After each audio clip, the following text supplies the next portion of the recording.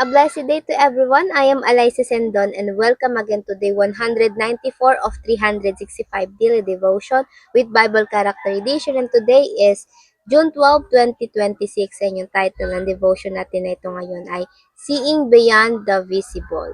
So yung character natin ay si Elisha and the Heavenly Armies. And during this time, palaging may war between Syria and Israel. Yung Syria palagi silang may plano na nauuwi sa epic field dahil nga nalalaman ng Israel lahat because of the Lord. Sinasabi ng Diyos yung plano ng kalaban, yung Syria, dito sa propeta niyang si Elisha at si Elisha, hinahatid niya yung mensaheng iyon doon sa King of Israel. Kaya dito sa ating scripture for today sa 2 King chapter 6 verse 11 to 15 it says, "This enraged the king of Aram. He summoned his officers and demanded of them." Sabi niya, "Tell me which of us is on the side of the king of Israel." Sino ba yung kampi ng Israel na yan? Na bakit sinasabi niya yung mga plano natin? Verse 12, "None of us, my lord the king," sabi ng officer. "But Elisha, the prophet who is in Israel, tells the king of Israel the very word you speak in your bedroom." Well, hindi kami iyon kundi si Elisha na sinasabi niya lahat kahit ibulong mo pa sa iyong kwarto. Tas verse 13, sabi ng king, "Go find out where he is, so I can send men and capture him." Siguro siya na lang yung unahin. Then the report came back, sinabi, "He is in Dothan." And verse 14, "Then he sent horses and chariot and a strong force there. They went by night and surrounded the city." So pinalibutan nila kung nasaan si Elisha. Kaya sa ating katuruan, number 1, the servants see the visible enemies surrounded them. Kasi nung time na to, nagising yung servant ni Elisha at nakita niya yung dami na nakapalibot sa kanila, yung maraming armies. Yung servant, nakita niya yung army ng Syria at nag-make to sa kanya ng pagiging panic or panicking.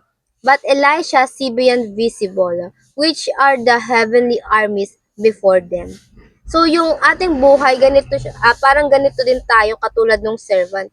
We only see the negative, like the problem, the challenges, the weaknesses sa atin. Kaya madalas sa ating mga tao, nagiging negative thinker.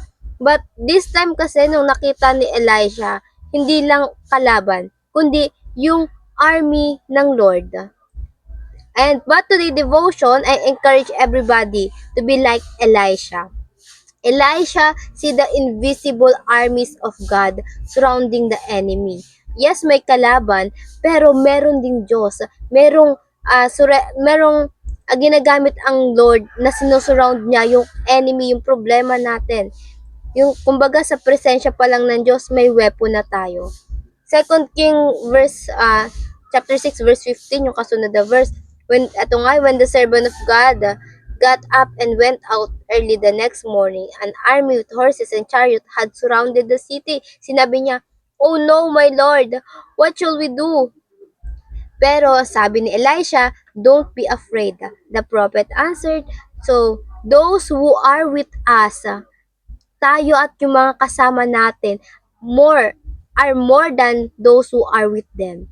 Mas marami pa yung kasama natin kesa diyan sa mga army na yan. And Elisha prayed, "Open his eyes, Lord, so that he may see." Then the Lord opened the servant's eyes, and he looked and saw the hill full of horses and chariot of fire all around Elisha. So dito sa verse na to, tinuturo sa atin that whenever we see the visible side, ito nga yung negative, yung mga troubles, always pray and ask Him to open up our eyes so that we can see and He can reveal to us as well His glory. And pangatlo, the greatest reality is not what surrounded us, but who surround us. So, hindi what, kundi who. Sino ang kakampi mo? Ang Diyos ba o ang kalaban ng Diyos? It doesn't matter what surrounded us, but what matter the most is that God surround us with His presence. So, ayun na again yung pinaka-greatest weapon natin sa mga bagay na problema, yung mga hindi natin kontrolado. And application, paano ba natin ito i-apply sa ating mga buhay? Number one, walk with God without compromise. Compromise with living the sin. Because God won't tolerate us in that way. Huwag tayong pigilan natin yung sarili natin, iwasan natin, i-practice natin na lumakad sa Diyos nang walang pagdududa. Kasi tinatanggap tayo ng Diyos, yes, pero gusto niya pa rin na dinidisiplina tayo, hindi tinotolerate doon sa mga kasalanang ginagawa natin and lalo na yung pagdadoubt natin sa Kanya. Madalas tayo nagfe-fail sa ating attitude, sa ating behavior, where God opposing us. Doon tayo ina-oppose ng Diyos, but when God opposing us, it doesn't mean na tayo ay kalaban ng Diyos. But this is when we are walking apart from Him. Dinidisiplina tayo ng Diyos dahil lumalayo na tayo sa Kanya. And that's good pa din. Do not compromise His principles with the world standard. Huwag natin i-negotiate yung principle ng Diyos sa sinasabi nitong mundo. And pangalawa, believe that God is present even in the darkest hours. God is always there to protect you, to love you, and to take care of you. At tandaan mo ang Diyos, ikaw na lang inaantay niya. Inaantay kaya manumbalik sa Kanya, even in your darkest hour, nakikita ka niya. At may paki sa'yo ang Diyos. And pangatlo, enjoy God's peace in the midst of chaos. Ito yung kagandahan ng fully surrender tayo sa Diyos. Chaos can't destroy you. It cannot even shake you because God peace is your strong foundation. God peace is meant to be enjoyed dahil ang Diyos gusto niya pa rin na papahinga tayo. So don't take your life too seriously to the point na you become conscious about everything. Again, ang Diyos gusto niya ibigay natin sa Kanya lahat ng pasanin natin. May this devotion teaches us to rely on Him, enjoy and rest in His peace despite we're on the midst of trouble. Yung kapayapaan ng Diyos palaging available yan. You just have to put your trust fully on Him. And now, para naman sa ating reflection, what is troubling you this day?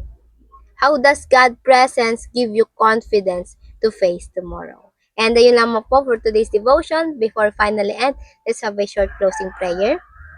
And let's pray everybody. Heavenly Father, thank you for your constant presence in our life, Lord God. And Lord, forgive me for a time na nagpo-focus kami sa aming mga fear, Lord God, sa aming kakulangan, Panginoon. But Lord, thank you for always being the same, Lord God. Hindi ka nagbabago kahit kami pabago-bago, Panginoon. Lord, ay ituwid mo ang aming mga puso, saliksikin mo ito, Panginoon, at i-reveal mo sa amin yung mga dapat namin baguhin, Panginoon. Nang sa gayon, Lord, ay may pamuhay namin yung buhay na ipinakita ni Jesus Christ. Lord, correct us and guide us in your ways, Lord God. And Lord, thank you again for not changing, Lord God, for you are always the same, Lord God, today, yesterday, and even for tomorrow. Well, Lord, may our life be glorified your name, Lord God, sa lahat ng ginagawa namin, sa decision namin. Help us to glorify your name. Ayun lang po, in Jesus' name I pray. Amen and amen and amen. And ayun lang po, I hope marami tayong natutunan at tututunan tayo na pray na sama-sama sana tayo lumago para sa Panginoon. See you again tomorrow for our devotion. Have a nice day ahead and God bless.